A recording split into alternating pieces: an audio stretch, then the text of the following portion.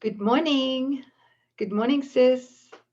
Good morning. Hello, family, and welcome back. Thank you. Another big lesson today. It's a good one. Well, they're all good, but lesson 136. I'll be reading today's lesson entitled Sickness is a Defense Against the Truth.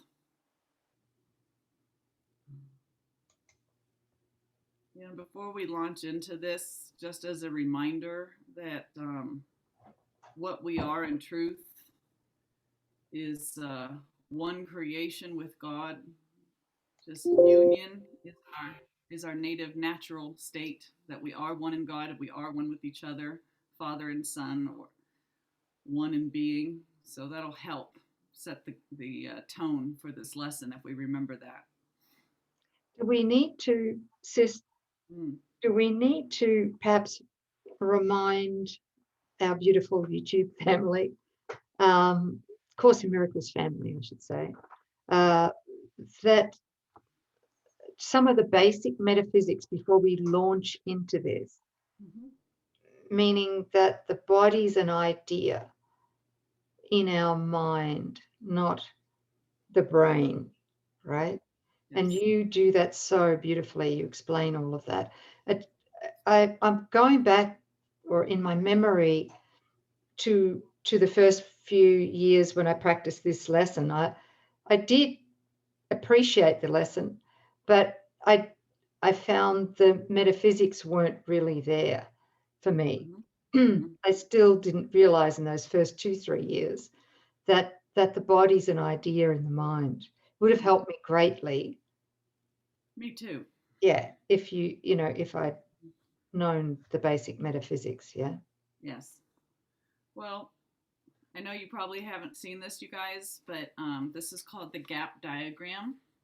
Oh no. Available on our website. It's a free download. But anyway, this is home.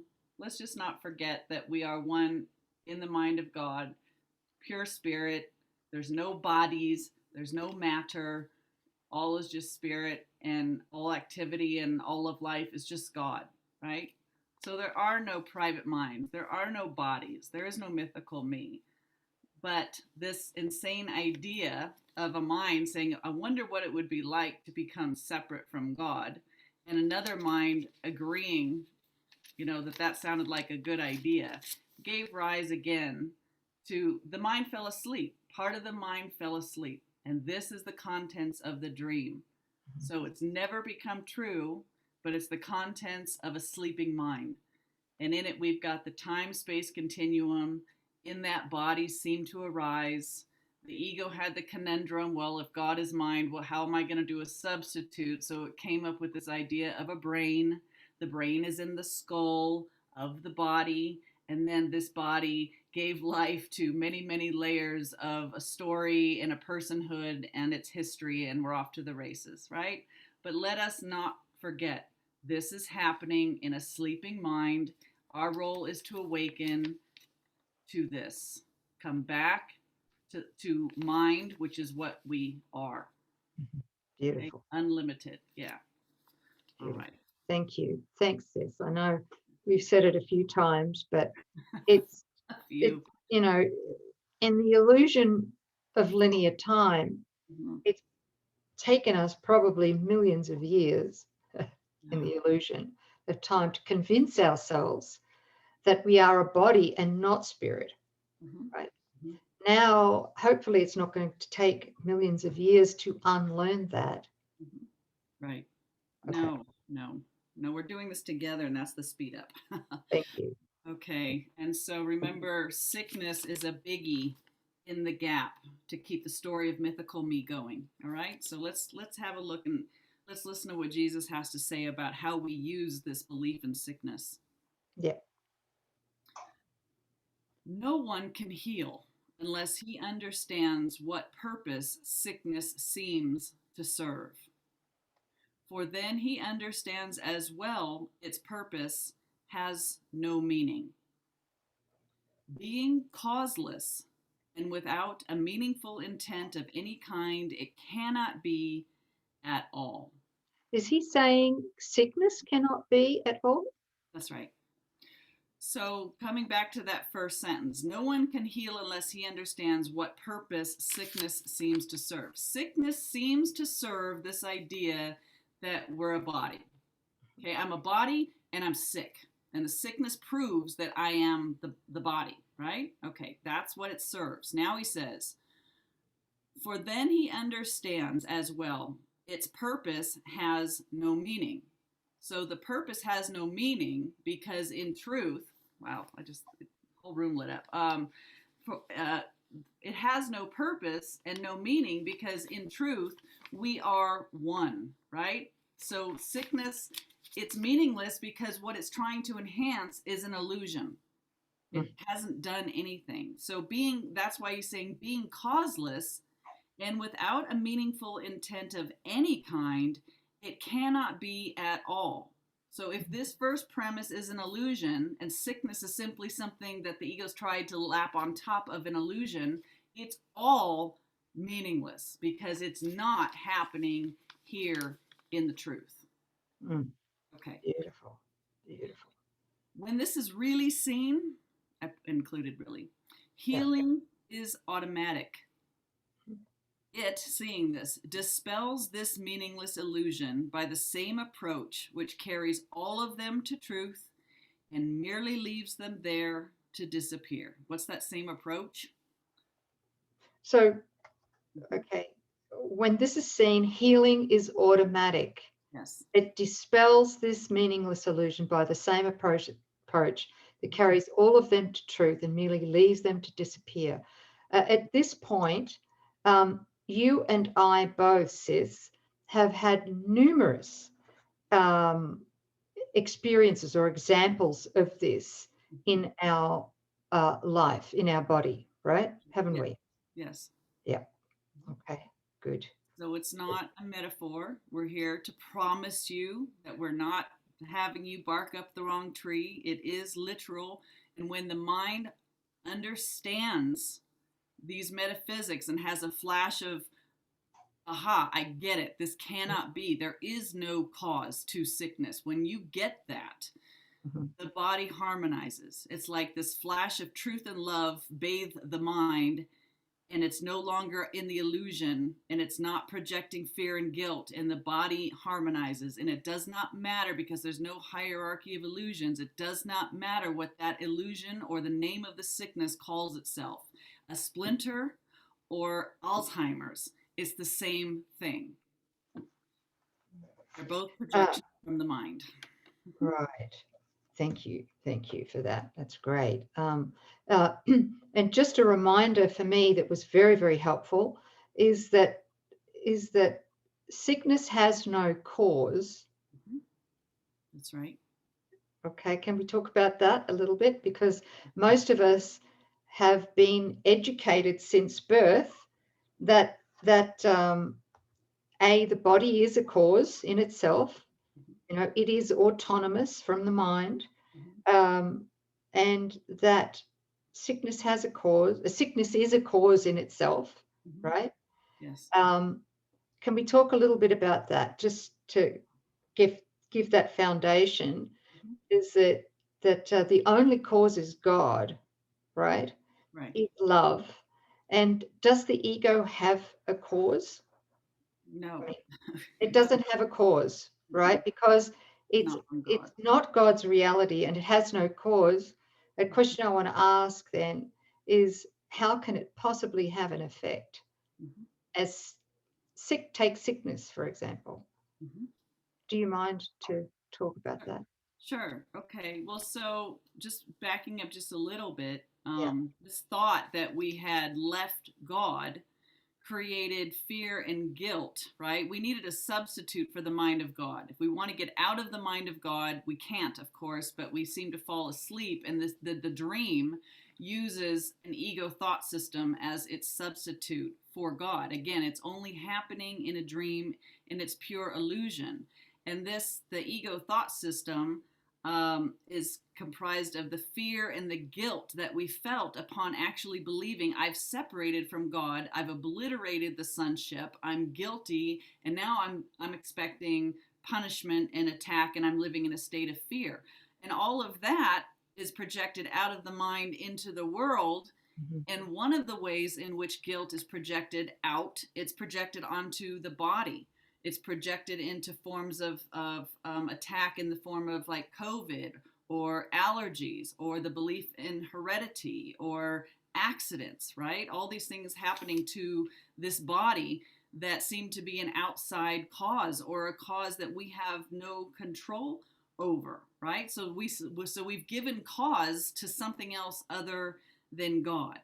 But coming back and recognizing that in God, where all is God, God is all powerful, and God is the only activity, the only effect can be the one that's derived from God being the only cause. Love and its effects, truth and its effects, Father and its effect, the Son in his image and likeness. That's the only thing that's going on. But the ego has tried in vain to make itself a cause and subject the mythical me to all sorts of forms of projections, right? Self-attack. Good, thank you, sis. Yeah. And it would take two or more minds Mm-hmm. to agree that sickness is real for it to have any kind of illusory foothold in our experience. Is that true? That's true. Because, in the absolute, when we share something, that's creation. In the ego thought system, when two sleeping minds agree to something, we're making. And that's how we seem to agree to things here in the world. We've talked about this void, the darkness, that it's illogical, it's chaos, it makes no sense, it's not in God, there's no light in it, there's no truth in it. But we're all in here gawking in the dark, agreeing with each other that, this is a body and we're separate, and that's a car, and this is my job, and that's my family, and this is my home, right? None of it makes sense. It's all based on the premise of separation. And again, remembering reality is wholeness, it's union. So anything that stands for separation cannot be the truth. That gives me so much peace. Doesn't it? Mm-hmm. Yeah. So let's look at this. He says Sickness is not an accident. Mm-hmm. It's not random. You sure? Who said that? Victim. No. Is Jesus saying that? It's all true or none of it's true. Sickness Wow. is not an accident. Wow. Like all defenses, it is an insane device for self-deception. And like all the rest, everything else in the gap, sickness's purpose is to hide reality, to attack it, change it, render it inept, distort it, twist it, and reduce it to a little pile of disassembled parts. So the wholeness, what we've attempted to do through an ego thought system, is to disassemble the wholeness of which we are of union into disassembled parts, private bodies, private minds. The aim of all defenses is to keep the truth from being whole. The parts are seen as if each one were whole within itself. There's mythical me right there. I am a kingdom unto myself. I have a mind. I have autonomy. I'm independent. I can do apart from God. I can think thoughts apart from God. And to prove that I'm separate, I can be sick. You're not sick. I'm sick. We're different. Something's happened to me, right? Okay. Defenses are not unintentional, nor are they made without awareness. They are secret magic wands you wave when truth appears to threaten what you would believe. They seem to be unconscious, but because of the rapidity with which you choose to, they seem to be unconscious, but because of the rapidity with which you choose to use them. In that second, even less, in which the choice is made, you recognize exactly what you would attempt to do and then proceed to think that it is done. So, sis, this is a part that for many years when I began the course, I didn't understand what the threat was and why, what, you know, what would I be defending myself from through sickness? Yeah. Just didn't understand that. So can we just unpack that here? Sure. So Yeah. if what we are is one and what we are is love, that love of our true nature is so powerful and so strong that it's constantly calling to us. Remember, our mind is split. So part of us, when the mind seemed to fall asleep, God's answer was the Holy Spirit. And the Holy Spirit is the voice for God. And where is it? In your mind. But the other part of your mind is sleeping, trying to have this experience that's 180 degrees opposite of what the Holy Spirit is voicing to us. And so we've got to actively engage in constant distraction and defenses, meaning drama filled, emotional laden stories to keep our mind busy and into that gap so Yeah. that we're not still and at peace. Because what would happen if we let go of our stories and actually became quiet? We might actually hear that voice for Holy Spirit. And when you hear the voice for Holy Spirit, and we all have at one point or another, you know that the result is a sense of peace and joy, happiness, and abiding love.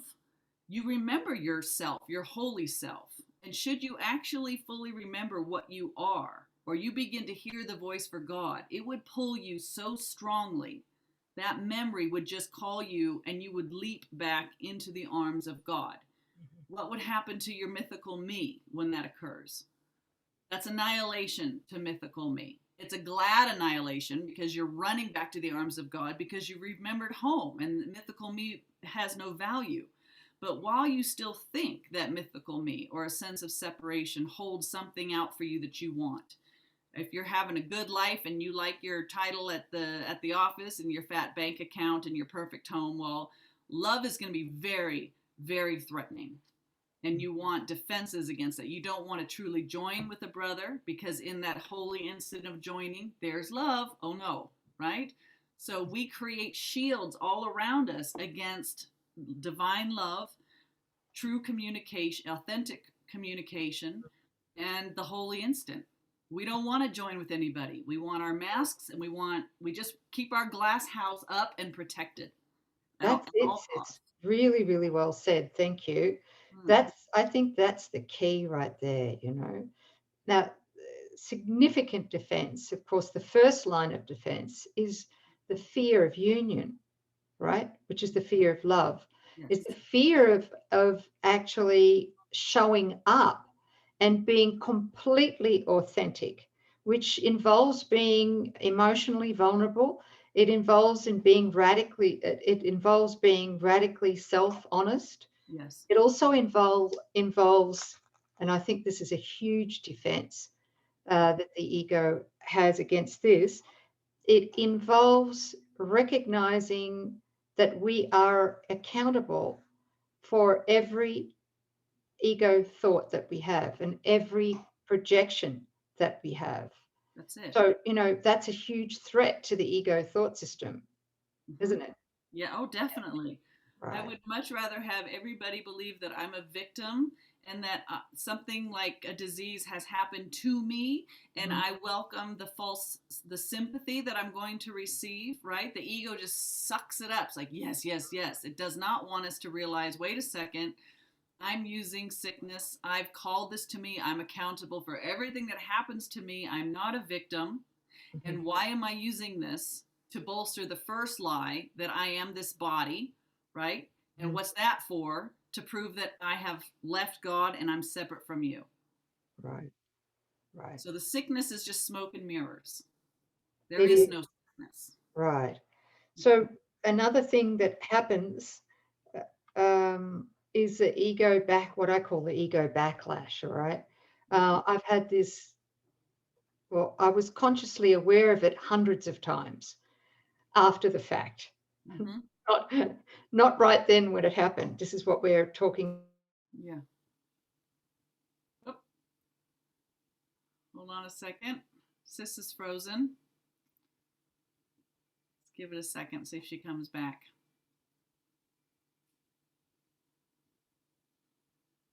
About here in this lesson is, Time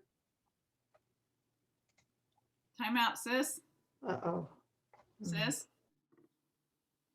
Can you hear me? This is so very ego right now. Sis, if you can hear me, you're going to have to change your internet setting. So I'm thinking she's probably going to back out and then come back in. Oh, there she is. Yeah, what happened? I mean, we're still recording. So those who are watching this, yes, are going to see that we've had an internet interruption because the ego is so friggin' pissed that we are busting its cover. All right. Yes. So that's what's happened. And this time it wasn't my internet. Really? No, mine is all full on, right? Okay. Well, that's the ego then. Well, it's always the ego that interrupts us. But anyhow, yes. Okay. Can you see how many minutes we are? Because maybe we should just edit that bit so people don't waste that. I don't have a timestamp. Okay. That's fine. We're okay. All right. We're okay. Do you remember what you were saying? No. Okay. The ego's wiped it. No, I want to finish that. The ego backlash. Yes. See? The ego backlash. I'll set too late. Ah! Frozen. No, when Coreen freezes, it's like, it's never good. Anyway. Oh, thank you. Yeah, the finger on the nose. Oh boy. Okay, I'm going to talk about the ego backlash, right? I'm going to give a perfect example that happened a few days ago, with a family member. And a family member had the experience of the most profound love she'd ever experienced in this lifetime. All right.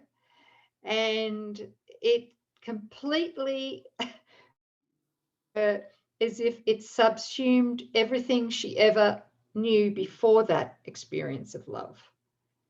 It was the biggest experience she's ever had in her life. Okay. So about 60 seconds, maybe less, after that experience, she noticed a really bad, stinging, burning pain in her right leg. Okay, let's collapse this. Mm-hmm. So she calls a doctor afterwards. Bad move. And says what's happening. And the doctor then says, well, you've got shingles. Mm-hmm. Okay. Mm-hmm. Yeah. But we've since talked about this, and she recollects that opening to love, that opening to union, and then the ego completely contracting, snapping back, and the outcome being the illusion of sickness. Yeah. So I just want to say it happens so quickly, we're not conscious of it usually, right? Yes. We're not frozen? You just froze for a second, but we're okay. Oh, we got it. All right. We're going to get through this lesson. So that's beautiful. So, but I don't want anybody here. I remember my dad telling me this. Like, I don't want to excel too far, because the higher you go, the worse the problems get. And I'm like, wow, okay. So as we experience the truth, and love and union, right, the ego will attempt to regain lost ground, and yet it still remains an illusion. You don't have powerless. That's right. Completely. You don't have to be ragdolled around by an illusion. It's in that there's not two powers. Thank you. Okay? We're not waffling between like a pendulum between two powers. One is real, one isn't. So you can claim your authority. My inheritance is a perfect divine love. The truth of my being is that I and the Father are one. And that has never changed, nor can it change. So I cannot be a battering ram for some false belief. Okay? That's Thank really you. important. Thanks for affirming that. Yes. That is so important. There are not two powers. No. Only one. That's right. Only It's love. only our belief. It's only our belief that seems to give it temporary power. Mhm. We consent to it. So therefore we look at an image, an illusion, and it seems to be doing something to us, and only because of our consent. That's the power of our mind. There's a suggestion, we believe in it. When you disbelieve in it, it falls. No matter what it calls itself. We agree to disagree with it because now we're, God, what are you doing? What's the truth here? And that's the one that's got power because it is the truth. Okay. Thank you. Yeah. Oh, here he goes. Who but yourself evaluates a threat, decides escape is necessary, and sets up a series of defenses to reduce the threat which has been judged as real? There you go.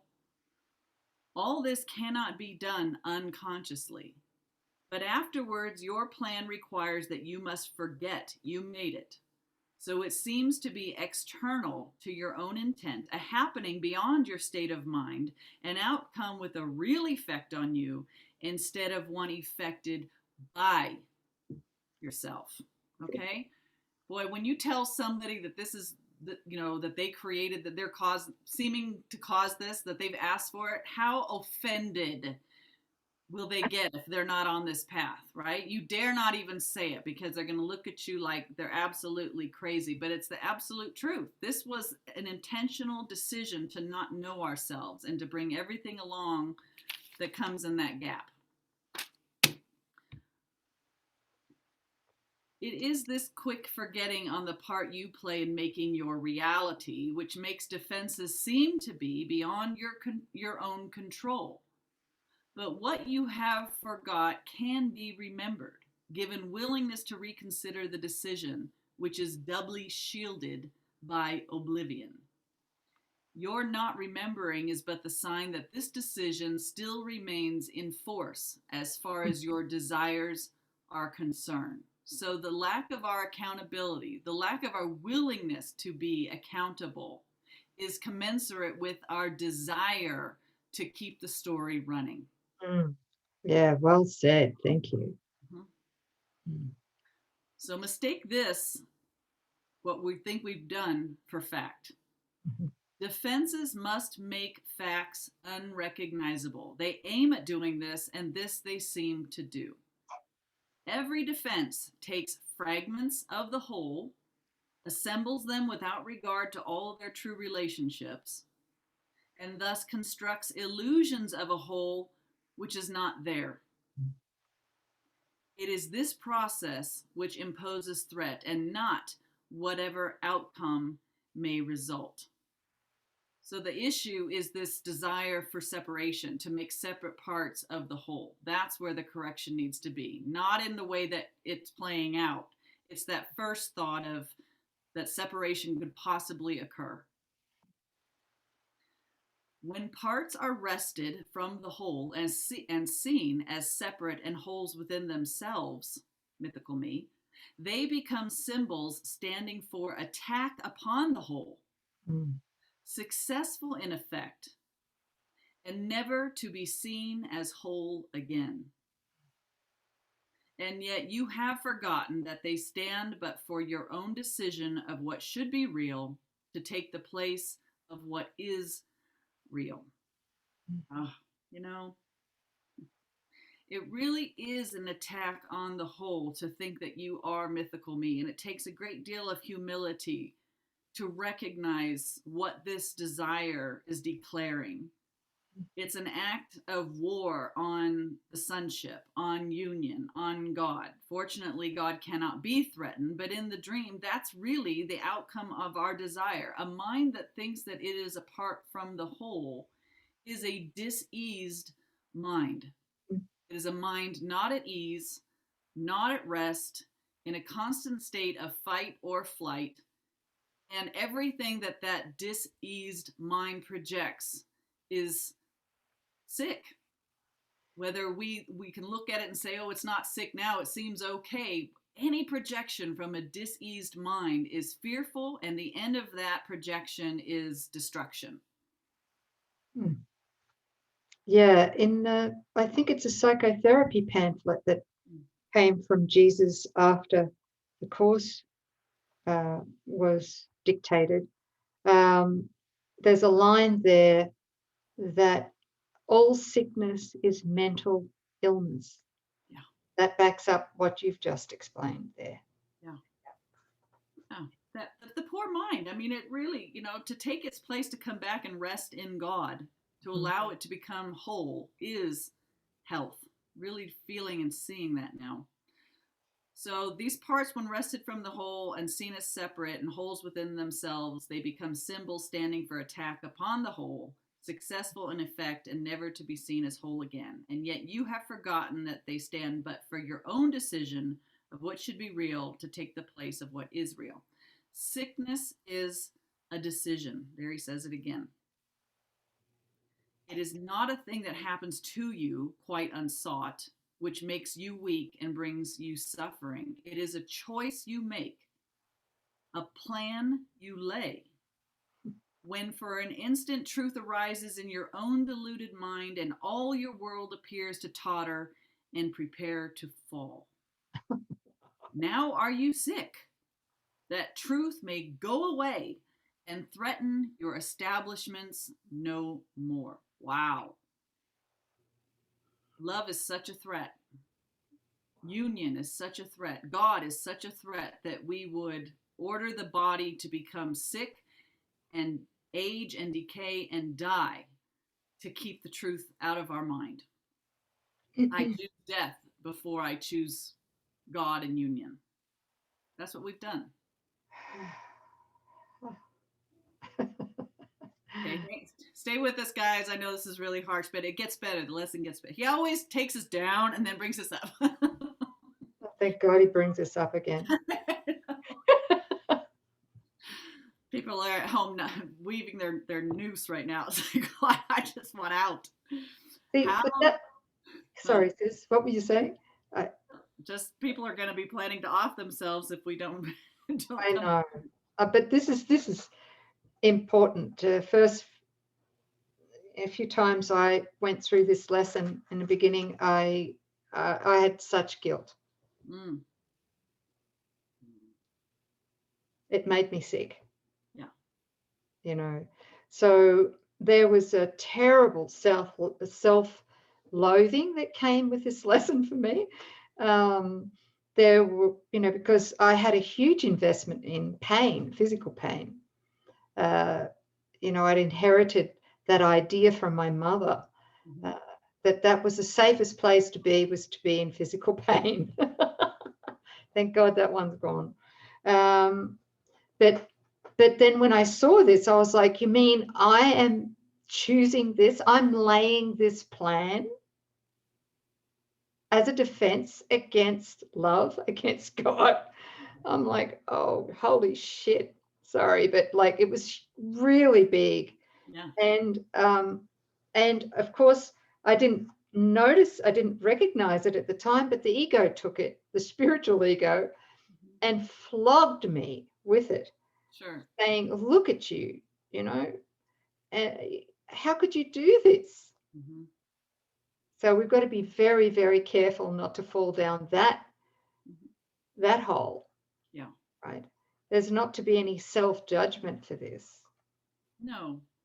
Because again, the only place that whatever you are remembering seemed to occur was in an illusory gap. So it never actually happened. And the past is gone. It does not exist. So it can't have any effects today. We don't need to be beating ourselves up for some past memory when that's an illusion as well. You get a clean slate every now moment when you side up with God. The ego wants you to have this false past and carry it along with like a heavy sack over your shoulder. But, you can let that shit go. Uh, Very good. Thank yeah, you. You're yeah, speaking my language. yeah, right? Good word. Yeah. Okay. So, how do you think that sickness can succeed in shielding you from truth? Because it proves the body is not separate from you, and so you must be separate from the truth. You suffer. So, if you are this body, Mm-hmm. you're not here, obviously, where no matter is, right? Mm-hmm. Okay. Mm-hmm. Sickness proves that this is you. Mm-hmm. And so you must be separate from the truth. You're not in the mind of God. Okay, you suffer pain because the body does. And in this pain are you made one with it. Thus is your true mythical me identity preserved, and the strange haunting thought that you might be something beyond this little pile of dust silenced and stilled. For see, this dust can make you suffer, twist your limbs, and stop your heart, commanding you to die and cease to be. Mm-hmm. That is how the ego uses the body to shriek that you are the body and not the mind that's thinking it. So, but the truth here is that the body as an idea Mm-hmm. that's being projected in every single moment, it doesn't have a past. Mm-hmm. So, as that, when we really open our mind to that, we realize that the body is completely neutral. That's right. It's just a neutral idea. So it's not rooted in the past, right? Either, is it? No. Because a lot of this, the ego's investment in sickness comes from the idea that the body's real, right? And that the sickness that was caused in the past Mm-hmm. can't be healed now Right. because it was caused in the past. Perfect. Thank All you. right. That's another little trick Mm-hmm. that the ego Yeah. pulls on us. And what Jesus is saying, and he says it many different ways in the course, is time is not a cause either. Right. Time cannot harm us in aging and death, and time cannot heal us either. It's neutral. Time is neutral. Mm-hmm. That's a big one, right? Right. So if I mistakenly believe that the cause of a disease in the body I have now is in the past, Mm-hmm. the tricky ego goes, oh, it's in the past, Mm-hmm. so it can't be healed now That's right. because the cause is in the past. So it separates the past from now, That's right. where the only instant, which is the holy instant, which is eternal, by the way, Mm-hmm. the only instant where we can truly receive full healing through the atonement is kept away from our awareness and our acceptance by the ego's story, right? Yeah. So it's like saying we're buried in the past. Like the cause is buried in the past. Say you had an accident 20 years ago that left the body disfigured or something, right? And if you believe that you live in the body, Mm-hmm. you're bound by it. You're bound by the laws of whatever happened around that incident, and whatever the world tells you is going to be your fate because of that past incident. And you go along and you're doomed. You're buried and you're governed completely by the ego's laws around that incident. But what was the resurrection? Right? That was, hey guys, the body is a now moment projection. You are not in the body. The body is in your mind. That mind is what you are. He took dominion and possession of the body and proved, you all saw me. I was up there, beaten, torn, crucified and killed, dead body wrapped up, stuck in the tomb, put the stone in front of it, right? I'm buried. Ego's law says that's it. He's toast. Even his disciples that walked with him and saw all these miracles were like, let's get back to fishing. There's nothing we can do now, right? But 3 days later, what does he do? He's back. It's like this new body. It's beautiful. And he's there and he's just saying this. That was the proof. That was the proof that you are mind, not the body. The body is a symbol in your mind. And you have the ability to put it down and take it up and then take it up. It's yours. It's neutral and it will follow your directive. You are not the servant to the body. And this is that switch around, and we all have to come to it. If your body is a now moment projection, take it out from under the ego's laws. Erase the past. I am right now perfect, whole, and complete as God is causing me to be. I'm not the past. There is no past. And if you know that, that's instantaneous healing. It's the freedom from the belief that healing takes time. We should have taped this. That was fantastic. We are. Oh, yeah. So good. Oh, thank you. Oh, boy. I'm going to press replay on this quite a few times. Thank you, Steph. Oh, I love your conviction. Hopefully it's contagious. Well, he meant it, He meant it and he proved it, and he expects us to do the same, and why not, Only the ego says, well, false humility, you can't do that. Yes, we can. Okay, paragraph 10 in the COA, I'm guessing it's probably 11 in FIP. Thus is the body stronger than the truth? Yes, it's 9 in the FIP. Oh, 9. Sorry, that's right. Okay. So he's still talking about what the ego's boasting, right? Dust can make you suffer, twist your limbs, stop your heart, command you to die, cease to be. Thus is the body stronger than the truth, which asks you live but cannot overcome your choice to die. That's that free will with the ego. Free will. What is free will, right? The ego's free will is the choice to suffer and die. That's it. That's all it can choose. No frills. That's the basic plan. Okay. And so the body is more powerful than everlasting life, heaven more frail than hell, and God's design for the salvation of his son opposed by a decision stronger than his will. His son is dust, the Father incomplete, and chaos sits in triumph on his throne. Such is your planning for your own defense. And you believe that heaven quails before such mad attacks as these, with God made blind by your illusions, truth turned into lies, and all the universe made slave to laws which your defenses would impose on it. Boy, Jesus is on fire right now. Oh, yeah. He's just, yet who believes illusions but the one who made them up? Who else can see them and react to them as if they were the truth? Here he comes. God knows not of your plans to change his will. The universe remains unheeding of the laws by which you thought to govern it, and heaven has not bowed to hell, nor life to death. You can but choose to think you die, or suffer sickness, or distort the truth in any way. What is created is apart from all of this. Defenses are plans to defeat what cannot be attacked.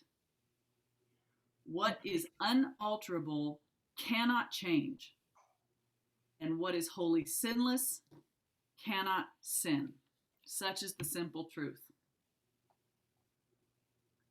It does not make appeal to might nor triumph. It does not command obedience, nor seek to prove how pitiful and futile your attempts to plan defenses which would alter it. It merely wants to give you happiness, for such its purpose is. Perhaps it sighs a little when you throw away its gifts, and yet it knows with perfect certainty that what God wills for you must be received. He's really pointing, there's this rest, there's this surrender, There's the childlike trust and humility. We're not fighting a real war. There is not two powers. God is not cognizant of the dream. We don't have to undo anything real. We forgive. We forgive ourselves for believing that an illusion could be true and therefore have any effect at all. It's this. It's a wiping away. I'm forgiving it. I thought I saw something. I thought I understood something. I didn't know anything. Holy Spirit, my right mind, restore. Bring my mind back to wholeness. Wake me up that my mind might be whole, that I can share my mind with God and know as God is causing me to know. So it's not a real battle. It's not an efforting. It's not using the I know mind or becoming the world's best spiritual student. It's in all glory to you, Father. I'm sorry I thought I could usurp your throne. It's you. Yeah. It's all you. You can feel it in your heart, when you go in. Mm-hmm. For me, it's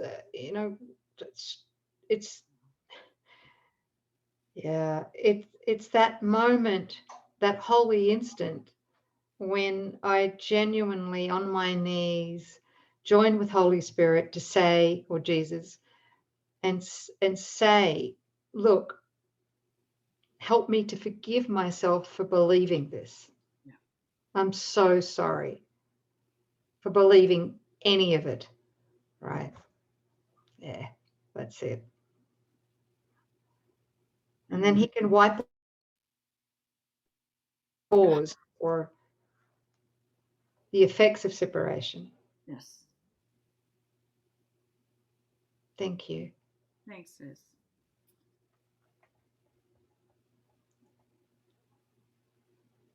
And yet it knows with perfect certainty that what God wills for you must be received. It is this fact which demonstrates that time is an illusion, for it lets you think what God has given you is not the truth right now, as it must be. The thoughts of God are quite apart from time, for time is but another meaningless defense you made against the truth. Yet what God wills is here, and you remain as He created you. Thank God. Truth has a power far beyond defense, for no illusion can remain where it has been allowed to enter. And it comes to any mind which would lay down its arms and cease to play with folly. That's the belief, that's the mistaken belief that there is a power apart from God, right? Or a will, right. A will, yeah. That's just acknowledging God again. This truth, it is found at any time, today, if you will choose to practice giving welcome to the truth. This is our aim today.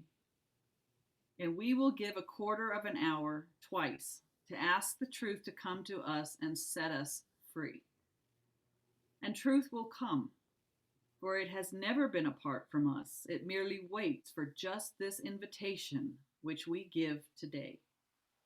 We introduce it with a healing prayer to help us rise above defensiveness and let truth be as it has always been. Sickness is a defense against the truth. I will accept the truth of what I am and let my mind be wholly healed today.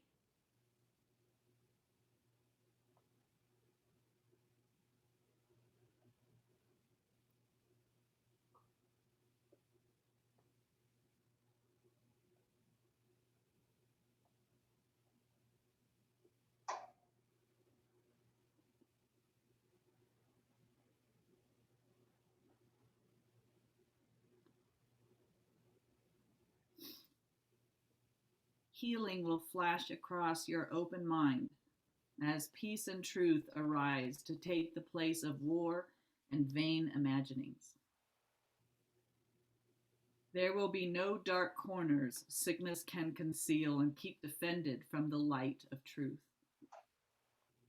There will be no dim figures from your dreams, nor their obscure and meaningless pursuits with double purposes insanely sought, remaining in your mind.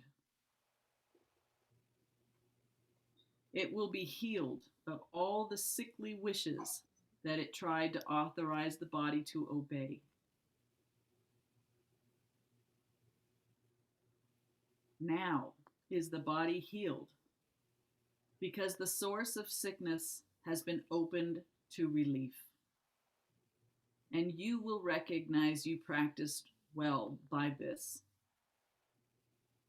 The body should not feel at all. If you have been successful, there will be no sense of feeling ill or feeling well, of pain or pleasure. No response at all is in the mind to what the body does. Its usefulness remains, and nothing more. That's the usefulness of using our body as a communication device, as an instrument for the will of God to return the sonship to its original wholeness. That's transcending self-interest again. Yes. Perhaps you do not realize that this removes the limits you had placed upon the body by the purposes you gave to it. As these are laid aside, the strength the body has will always be enough to serve all truly useful purposes. The body's health is fully guaranteed because it is not limited by time, by weather or fatigue, by food and drink, or any laws you made it serve before. You need do nothing now to make it well, for sickness has become impossible.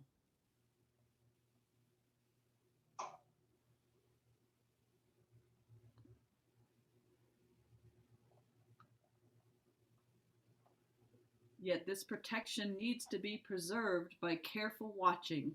If you let your mind harbor attack thoughts, yield to judgment, or make plans against uncertainties to come, you have again misplaced yourself and made a bodily identity which will attack the body, for the mind is sick. Give instant remedy should this occur, by not allowing your defensiveness to hurt you longer. Do not be confused about what must be healed, but tell yourself, I have forgotten what I really am, for I mistook my body for myself. Sickness is a defense against the truth, but I am not a body, and my mind cannot attack. So I cannot be sick.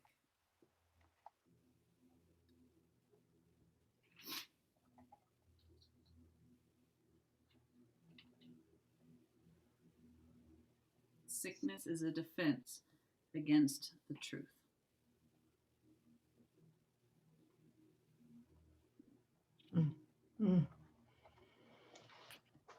I'll say that this is one of the most powerful lessons out of all 365 lessons, this one.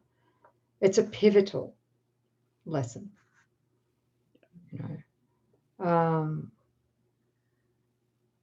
Yeah.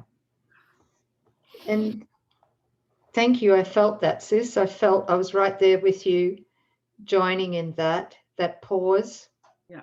That divine pause to allow this light to flood through your mind, through mine, and through all our beautiful Course in Miracles family here.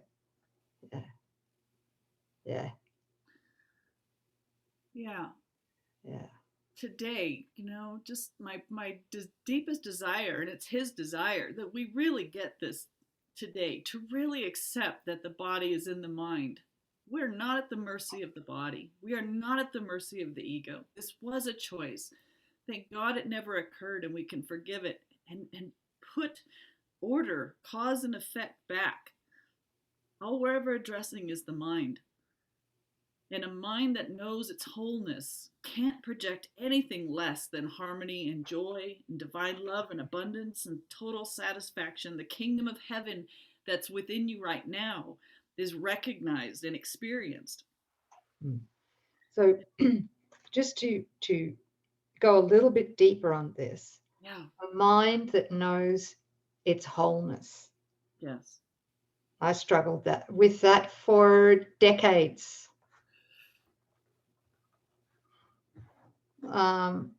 Theory wasn't enough for me, you know.